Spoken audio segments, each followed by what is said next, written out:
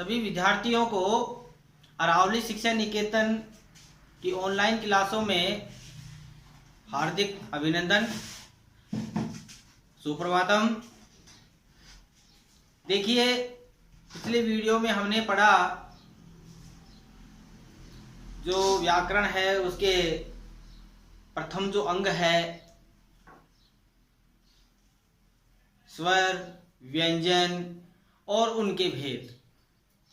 अब देखिए, अगला जो प्रकरण है हमारा वो है शब्द रूप। आज हम पढ़ेंगे शब्द रूप, यानी हम शब्दों की रचना कैसे करते हैं। देखिए, ये जो समय चल रहा है ये आपका बड़ा संकट काल चल रहा है। पढ़ाई का व्यवधान हो रहा है, विद्यालय स्कूल नहीं खुल रहे हैं, कॉलेजें भी बंद हैं। तो देखिए, आपके पास हमारे माध्यम से इस अरावली शिक्षा निकेतन की क्लासों के माध्यम से आपके पास ये शिक्षा का जो इस प्रकार प्रसार किया जा रहा है, हमारे वीडियो भेजे जा रहे हैं, जितना हमसे हो सके जितनी सरलता से, ताकि बच्चों को अच्छी तरह समझ में आए, ऐसा हम इस प्रकार आपके पास हम ऐसी व्यवस्था कर रहे हैं। फिर भी कोई समस्या हो तो आपको पहले से ये निर्देश दे रखे हैं कि कमेंट बॉक्स में जाइए, वहाँ जा करके आप हमें बताइए जो भी समस्या है आपकी।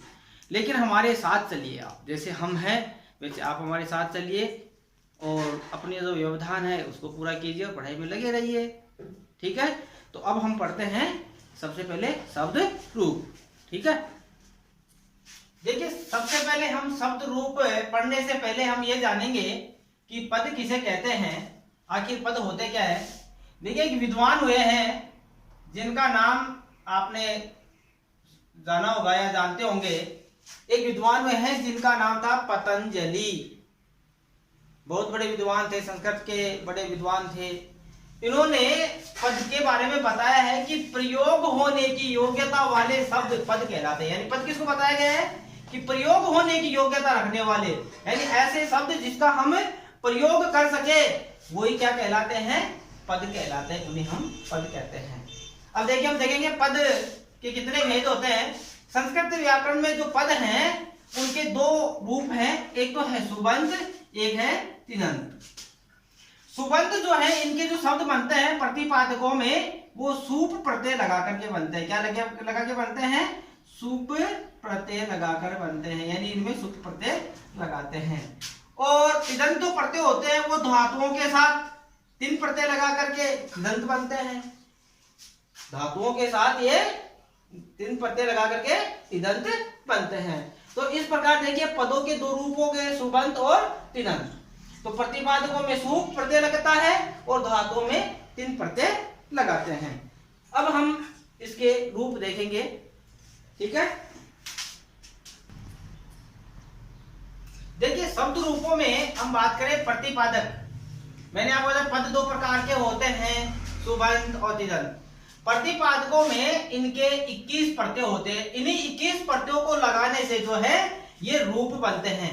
जैसे देखिए, विभक्ति जो होती है, विभक्ति में जैसे प्रथमा विभक्ति, द्वितीय विभक्ति, तृतीया, चतुर्थी, पंचमी, षष्ठी, सप्तमी और संबोधन, ऐसे करके ये विभक्तियां होती है। तो प्रथमा विभक्ति के साथ एक वचन में, क्योंकि आपको पता है वचन कितने होते हैं, 3। पुरुष कितने होते हैं, 3, ठीक है। लिंग कितने होते हैं, 3, पता है ना आपको। तो ऐसे ही वचन जो है, एक वचन, द्विवचन और बहुवचन, उसी में देखिए प्रथमा विभक्ति में सु, द्विवचन में औ और बहुवचन में जस लगता है। ऐसे ही द्वितीय में देखिए ये प्रत्यय हैं जो 21 प्रत्यय हैं। द्वितीय में देखिए एक वचन में अम, द्विवचन में और बहुवचन में सस। तृतीय में देखिए एक वचन में टा, द्विवचन में भ्याम और बहुवचन में भिस। चतुर्थी में देखिए आप, चतुर्थी में एक वचन में निस, सी, भ्याम और भ्यस। पंचमी में श, न और ये देखिए न और श, भ्याम और भैश। षष्ठी में देखिए एक वचन में नस, ये हलंत है यहाँ पे, फिर ओस, यहाँ पे भी हलंत है, और यहाँ पे आम, यहाँ पे हलंत है, ठीक है। ऐसे ही देखिए सप्तमी में एक वचन में नी, ओस और सुप। अब इनमें कुछ कॉमन है, देखिए जैसे देखिए ये दोनों कॉमन है, दोनों के एक रूप होते हैं समान। यहाँ देखिए भ्याम और यहाँ भ्याम, तीनों के कॉमन है। यहाँ देखिए ओस इनके कॉमन है, दिख रहे हैं ना आपको। जब एक रूप बन जाएगा दूसरा अपना आप, यहाँ एक रूप बना तो तीनों रूप आपको अपना आप याद होते जाएंगे। ऐसे देखिए यहाँ भी भस, ठीक है। तो इस प्रकार जो है ये कुछ कॉमन होते हैं इनके। तो ये 21 प्रत्यय हो गए जिनके आधार पर ये शब्द रूप बनते हैं, जैसे अकारांत, इकारांत, उकारांत, ये सभी जो है किनसे बनते हैं, इन्हीं सुबंत प्रत्ययों से बनते हैं, जो 21 है। आप अपनी कॉपी में इसको नोट कर लीजिए। आगे हम देखेंगे राम शब्द का रूप हम बनाते हैं। देखिए शब्द रूप में अकारांत पुल्लिंग शब्द हम बनाना सीखेंगे। उन्हीं 21 जो प्रत्यय थे सुबंत प्रत्यय, उन्हीं 21 प्रत्ययों के द्वारा जो है हम ये पुल्लिंग शब्द अकारांत जो पुल्लिंग शब्द है, जैसे राम है, कृष्ण है, देव है, यानी ये सभी क्या होंगे, ये अकारांत पुल्लिंग शब्द है। तो अकारांत पुल्लिंग शब्दों का हम रूप कैसे बनाएंगे, देखिए प्रथमा विभक्ति में राम है, द्वितीय विभक्ति का रामौ, और बहुवचन रूप प्रथमा विभक्ति का रामा है। द्वितीय विभक्ति में देखिए एक वचन का रामम, द्विवचन रामौ और बहुवचन रामान। तृतीया में देखिए रामेण, द्विवचन में रामाभ्याम और बहुवचन में रामई है। चतुर्थी में एक वचन देखिए रामाय, क्या होगा, रामाय, द्विवचन में रामाभ्याम, रामाभ्याम, रामाभ्याम, और बहुवचन में रामाभ्य, रामेभ्य, ठीक है। अगला देखिए पंचमी में रामात, द्विवचन में रामाभ्याम और बहुवचन में भी रामाभ्य। षष्ठी में देखिए रामस्य, एक वचन, द्विवचन रामयो है और बहुवचन रामाणाम, क्या बनेगा, रामाणाम। सप्तमी में देखिए रामे, रामयो है और रामेशु। अब बचा संबोधन। देखिए संबोधन जो है ये वैसे आपको मैंने बताया था कि जो 21 प्रत्यय हैं, कौन से 21 जो हम इसके रूप बना रहे हैं सुबंत के प्रतिपादित, ये जो है 21 है। तो 21 कितने हो गए, सप्तमी तक 21 हो गए, परंतु बचा संबोधन। आपको मैंने 21 दिखाई दे, उनमें से बचा केवल संबोधन। संबोधन जो है केवल जो प्रथमा विभक्ति है, प्रथमा विभक्ति के रूप में ही चलेगा, जैसे हे, क्योंकि संबोधन जो होता है हम किसी को संबोधन करें तो प्रथमा विभक्ति का एक वचन राम है, ठीक है, हे राम है। ऐसे ही देखिए द्विवचन में होगा हे रामौ, प्रथमा विभक्ति का आ गया द्विवचन।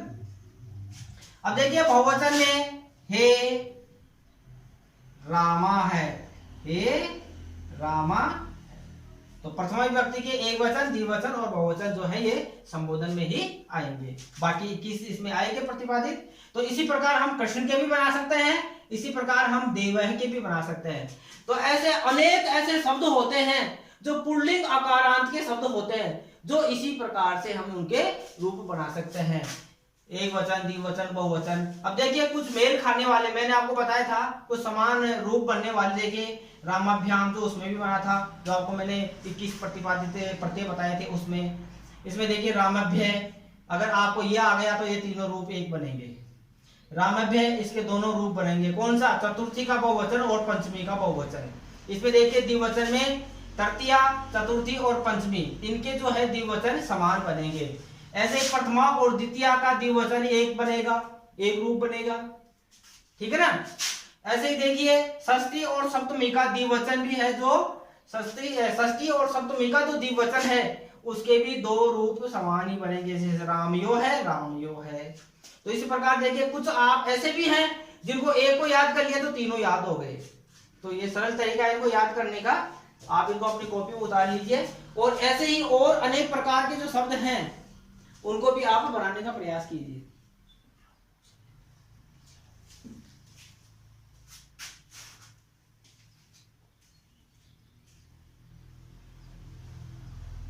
ठीक है, कॉपी में उतार लीजिए और ऐसे और शब्द बनाने का प्रयास करना। देखिए इसी प्रकार इकारांत जो पुल्लिंग शब्द है, अभी अकारांत शब्द के बनाए, अब है इकारांत जो पुल्लिंग शब्द है, जैसे हरि, गिरी, ठीक है, उनके हम रूप कैसे बनाएंगे। तो इकारांत, इकारांत का मतलब होता है जिसका अंतिम वर्ण जो है वो ई हो, यानी इकारांत हो। जैसे हरि में देखिए ई है, गिरी में ई है, ऐसे। तो प्रथमा विभक्ति में देखिए रूप कैसे बनेगा, हरि है। द्विवचन का रूप बनेगा हरि, बड़ी ई, और हरिया है। द्वितीय में बनेगा एक वचन हरिम। द्विवचन में देखिए हरि, दोनों का स्वयं रूप बन रहा है हरि। इसमें देखिए हरिन, बहुवचन रूप बनेगा हरिन।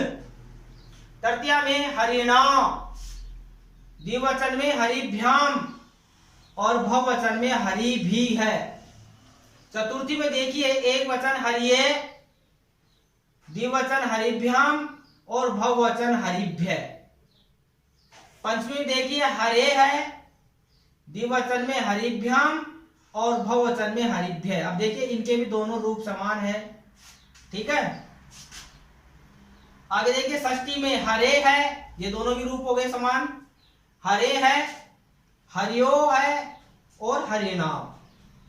ऐसे सप्तमी में देखिए हरो है, रौ, हरियो, और देखिए दोनों रूप बन गए समान, हरियो जो षष्ठी का द्विवचन और सप्तमी का द्विवचन। इसमें देखिए हरिनाम, तो इसका बना हरिसु, हरियो, हरियो, हरिसु। अब देखिए मैंने आपको बताया था कि प्रथमा विभक्ति का रूप है जो संबोधन में चलता है, जैसे हे हरे, इसमें हे हरि हो जाएगा, हे हरि, हे हरिया है, ठीक है। ऐसे इसका रूप आप अपनी कॉपी में नोट कर लीजिए। और आप और इसी प्रकार के इकारांत जो पुल्लिंग शब्द है उनको बनाने का अभ्यास कीजिए, फिर आपको अच्छी तरह और समझ में आ जाएगा, ठीक है। तो आप अपनी कॉपी में नोट कर लीजिए इनको।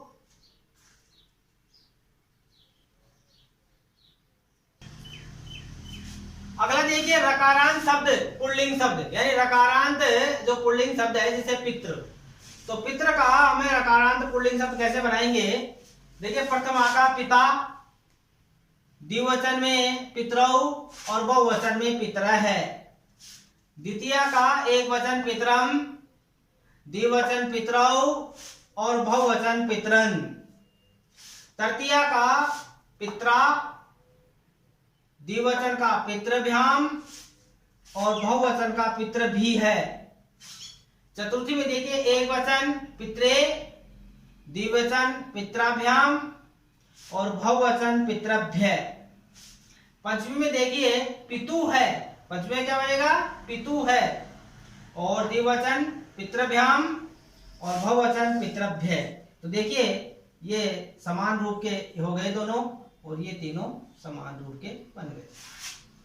आगे देखिए षष्ठी, षष्ठी में देखिए पितु है, पित्रो है, पित्राणाम। सप्तमी में पितरी, द्विवचन में पित्रो है और बहुवचन में पितृसु, पितृसु, पितृसु। अब देखिए षष्ठी का द्विवचन और सप्तमी का द्विवचन दोनों समान रूप है, पित्रो है, पित्रो है। ऐसे देखिए संबोधन में एक वचन पिता है, द्विवचन में पितरो है, द्विवचन में पितरो है और बहुवचन में पितर है। तो इस प्रकार देखिए रकारांत जो शब्द हैं वो इस प्रकार से बनेंगे, कॉपी में नोट कर लीजिए। और ऐसे ही रकारांत जो शब्द है उनको बनाने का प्रयास कीजिए।